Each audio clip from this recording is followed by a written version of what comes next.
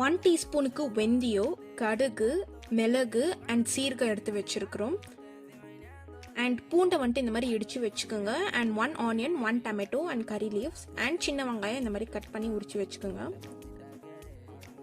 And 1 tablespoon of turmeric powder and கல்லுப்பு. இப்போ நம்ம வந்துட்டு 2 tablespoon of oil add பண்ணி நம்ம எடுத்து வச்சிருந்த ஸ்பைசஸ் எல்லாமே ஆட் பண்ணிக்கலாம். அண்ட் கறி லீவ்ஸும் ஆட் பண்ணிக்கோங்க.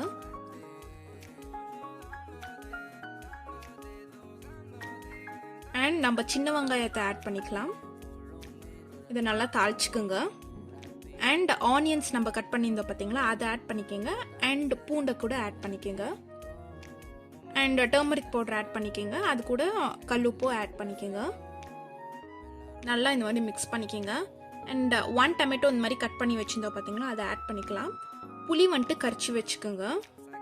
ஸோ இந்த புளி கரைச்சி வச்ச தண்ணியில் பார்த்தீங்கன்னா 2 டேபிள் ஸ்பூன் ஆஃப் குழம்பு பொடி ஆட் பண்ணிக்கலாம். அதை வந்துட்டு ஆட் பண்ணிக்கலாம். நல்லா மிக்ஸ் பண்ணிக்கோங்க. நல்லா இது கொதிக்கணும். கொதிக்க ஆனவனே அவ்வளோதான், நம்மளோட சின்ன வெங்காயம் காரக்குழம்பு ரெடி.